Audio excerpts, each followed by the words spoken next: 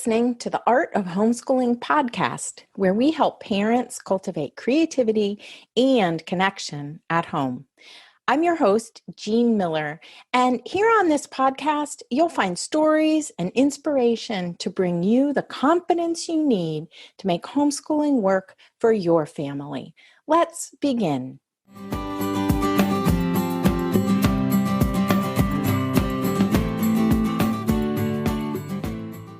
Hello there, and welcome to the Art of Homeschooling podcast. I'm Jean, and today I want to offer you a simple reminder, one you might really need to hear right about now.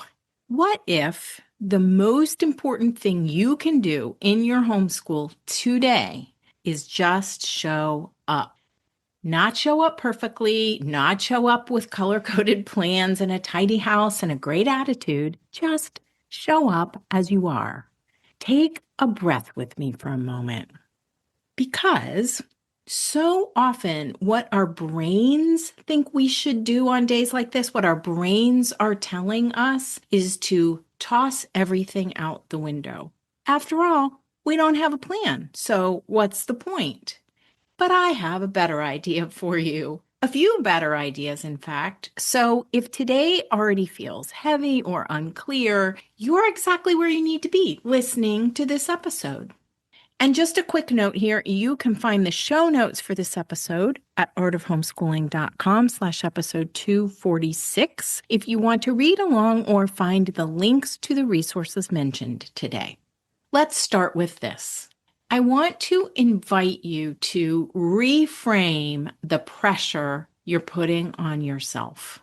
Here's something we forget far too easily. Homeschooling happens whether you have a plan for the day or not. Your children are learning all the time, and they don't necessarily know what your plan looks like. They can still learn today. Here's what that might look like. They're learning through conversation, through movement, through play, observation, questions and conversations, mistakes, boredom, delight. And the most important thing we can do as homeschooling parents, especially on the days when we feel behind or unsure, is to show up for our children. Some days we show up with more energy. Some days we show up with less. Some days we bring patience and creativity. Other days we bring, ourselves, just as we are. And that counts. It all counts. Here's me talking directly to you. If you woke up this morning and thought, I don't have a plan, I should have had this all figured out already, I'm failing at consistency. My friend, let me tell you, you are not failing. You are simply human. And you're homeschooling. Those mornings without a plan, they're not a sign that something has gone wrong. They're an invitation to return to what actually matters. So let's get practical, because reassurance is lovely, but you also need somewhere to begin. Here you go. If you wake up without a plan, here are just a few simple ideas or simple ways to start your day, no preparation required. The first is play a game together, a card game, a board game, a silly word game at the table. Connection first, and the learning happens too. Read something from your seasonal book basket or simply off your bookshelf. One story, one poem, one chapter. No discussion required, just share the experience. Bake something. Bread, muffins, cookies, make some soup. There's math involved here, sequencing, patience, responsibility, all hiding in plain sight. Go for a walk and look for signs of the changing seasons.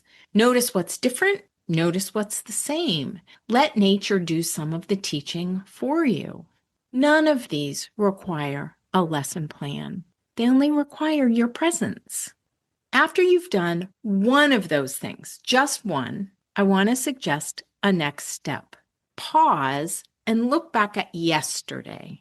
Ask yourself, what is one thread I could gently pull into today? Maybe it's something to practice again. draw, write about, talk through, revisit in a new way. Not 5 things, not a whole lesson block, one simple thread.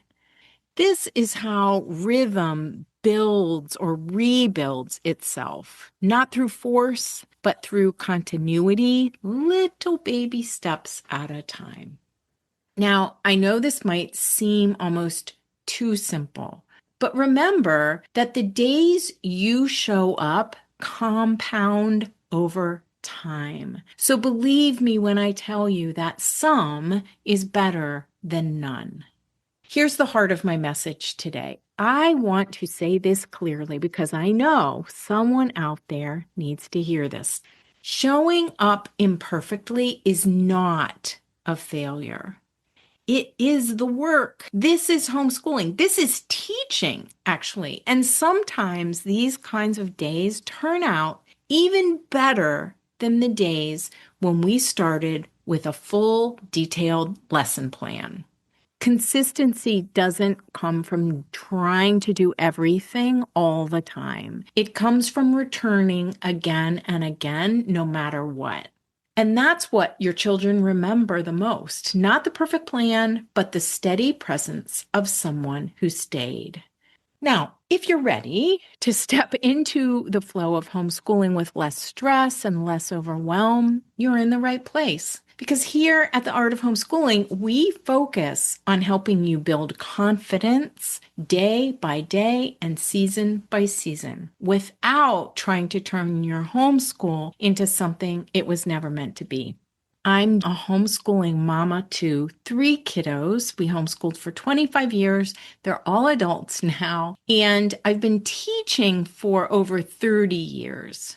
And now I have the honor of helping homeschooling parents navigate this wild and wonderful homeschooling journey. Homeschooling isn't easy, but it is more sustainable and more joyful when you're supported, when you have a mentor or a community who has your back. So I'm here for you if you need some support.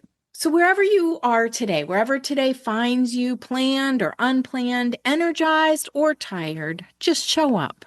That is enough for today.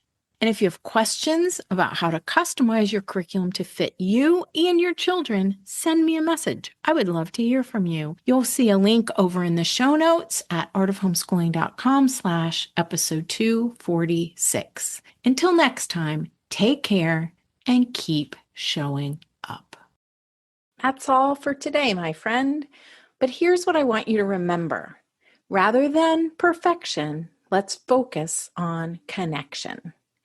Thanks so much for listening, and I'll see you on the next episode of the Art of Homeschooling podcast.